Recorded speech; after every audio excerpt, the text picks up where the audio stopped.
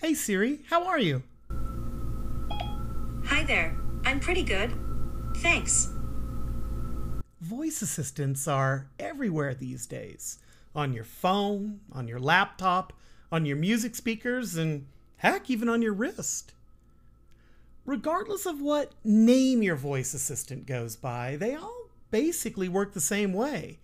They listen to everything going on around them, but they don't really understand anything that's being said. All they're listening for is the sound of their own name, their wake word.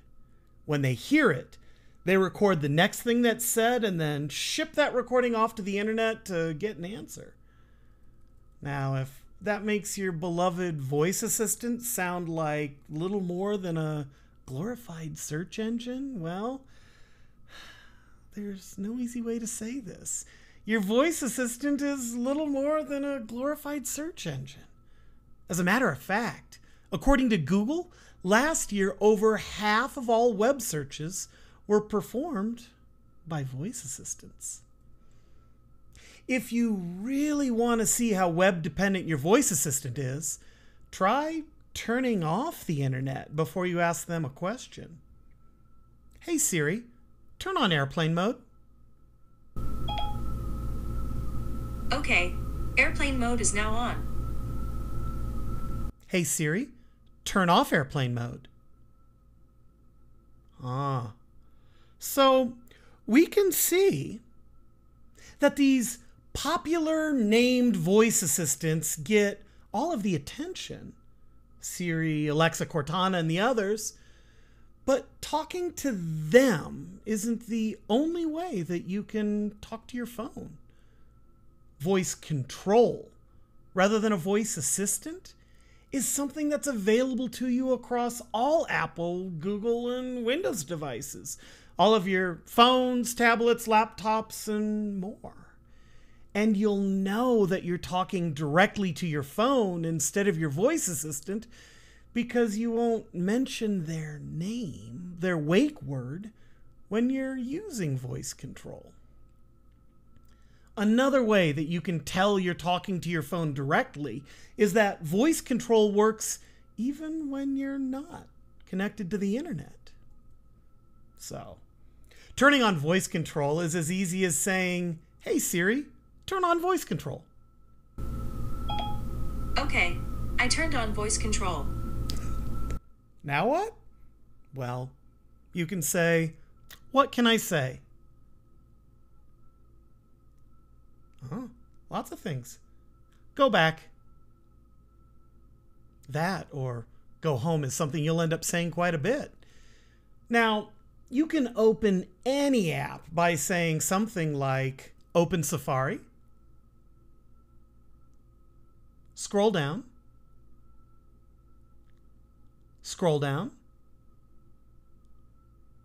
Tap iPhone. Tap back. Scroll to top. Go home. Now, the exact commands that you can use will vary from vendor to vendor and from device to device.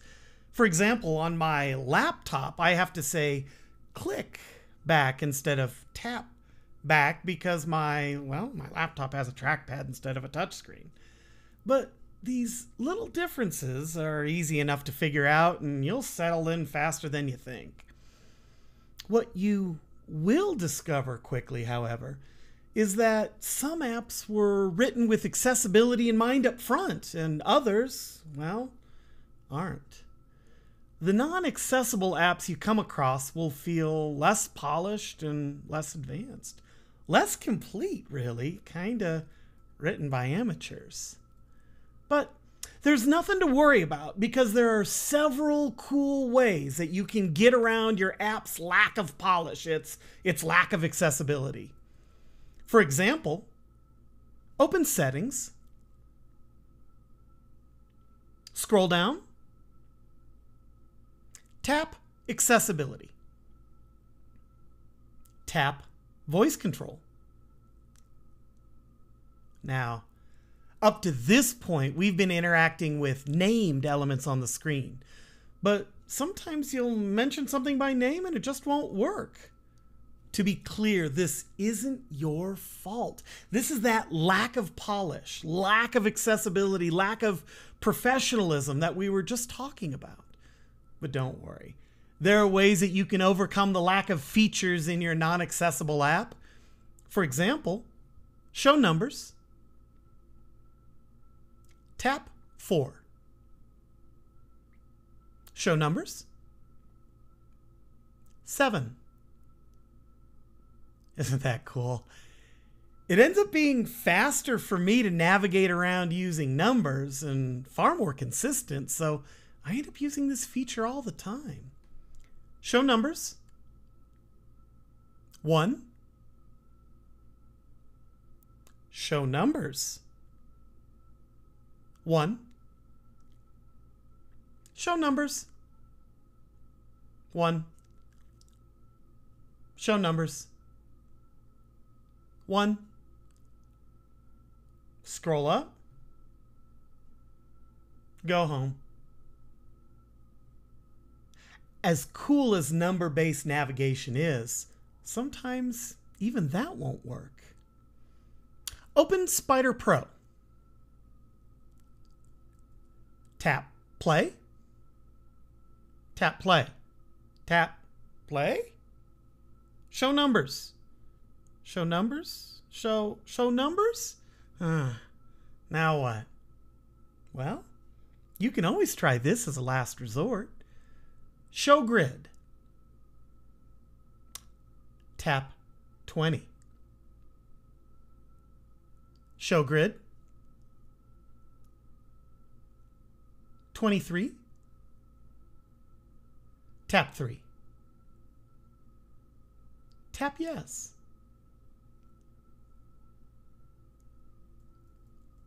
You can even use this grid navigation for drag and drop. Show grid. 16. Start drag 9.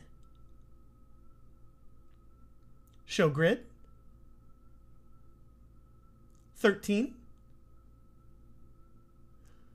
Drop 7.